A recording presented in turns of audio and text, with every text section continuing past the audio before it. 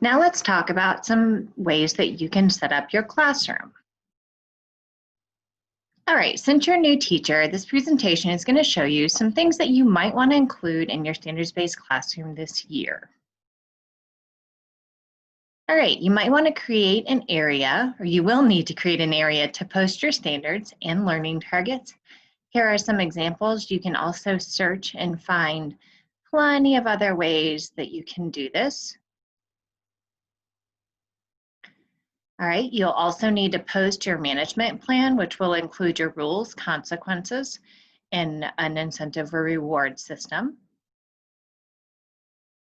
I also recommend that you send home a letter with detailing your management plan to your parents and have parents and students sign this if possible. Also, be thinking about how you're going to establish the noise level in your classroom, what sort of procedure you might put in place. Here are just a few examples of things that teachers have done. This is an actual procedure that you have to teach your students in terms of when to use the appropriate voice level for each activity that you have throughout the day. All right, you also might want to think about implementing nonverbal hand signals. Here are some examples. You can find several free ones on Teachers Pay Teachers. You may not want to implement all of the hand signals. You may only want to select maybe 3 or 4 to implement in your classroom, but you will also need to teach these, of course, as procedures. And I know the video from the procedures module will help you with that. All right, you'll also need to post a daily schedule in your classroom. It is also helpful, and they usually require for you to post it outside of your door.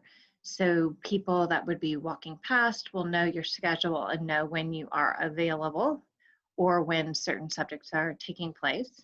So here are some examples, and you can find plenty of other examples online as well.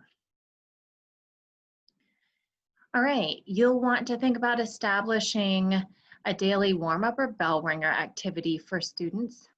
Often this is something that is done at the beginning of the morning for elementary when students are coming into the classroom and getting ready for the day. If you teach secondary, this is often something that you require for your content area, and it's some sort of review that you're having the students do for the first few minutes of class. All right, you'll also need to create an area where you're posting exemplar student work. This is an expectation that we have, and it does need to be switched out about every month. Another important thing to do is create an area, or at least the students know what the procedure is when they are finished with work early. Often there are activities that they can do or certain things that they have the option to do when they're finished.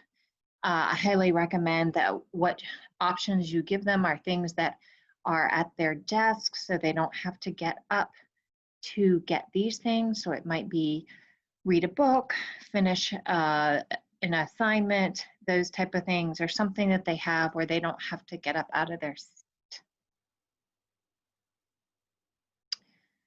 All right, it's important to think about posting or creating class jobs.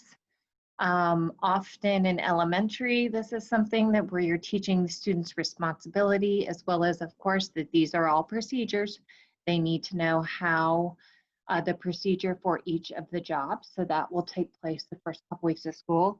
The middle picture shows, it says job application and some jobs, and that is typically job applications are something where students are applying for the job that they want. That can be used in secondary as well. So you can just kind of decide, but it helps students learn to take responsibility and take care of the classroom. And then those are things that you are not responsible for. All right, you'll also need to establish an attention getter. There will be plenty of times on a daily basis where you will need to get your students' attention immediately. So I recommend that you select an attention getter, and then that is a procedure that you will need to teach your students. One that is very well known is Give Me Five, where the teacher raises the hand with all 5 fingers up, and all 5 fingers mean something. From the example here in the picture, the eyes are on the teacher, ears are listening, the student is quiet, hands are still, and feet are quiet. All right, so that is something that you just have to decide what you want to use as your attention getter, and then I would use that consistently throughout the year. It might be music or lyric or saying, anything that you want to use, but it's best that you use the same one so that you're not confusing the students. All right, it's also important to create content area focus walls. So depending on how many content areas you teach, there should be evidence in your classroom to demonstrate what the students are currently teaching. All right, it's great to use your students' work as part of the focus wall. So here are a few examples. It's also a great place for students to reference if they can't remember something that they've learned. All right, also, depending on if you teach elementary or secondary, this is specific for elementary, but think about creating a dismissal sign or poster to organize how students, there's organized student information, transportation. It is essential that you know on the first day how each of your students are going to get home. And I recommend that you create something that you can use an expo marker, maybe laminate and erase, or something like the picture on the right, where you would just use clips. And you can change the clips if the transportation changes for a student. But this is a really important thing for elementary, for you to know how all of your students get home on a daily basis. All right, and finally, think about, often teachers use a sign out sheet. Now you might have to make it a little bit more basic if you have elementary students, but I like the picture on the left where the students are just putting their name down and then checking off the location that they're going to in the school. I like how the passes for the hand sanitizer, or the hand sanitizer are the passes for students. That's helpful. And so having a sign-in sheet helps you always know where your students are at all times.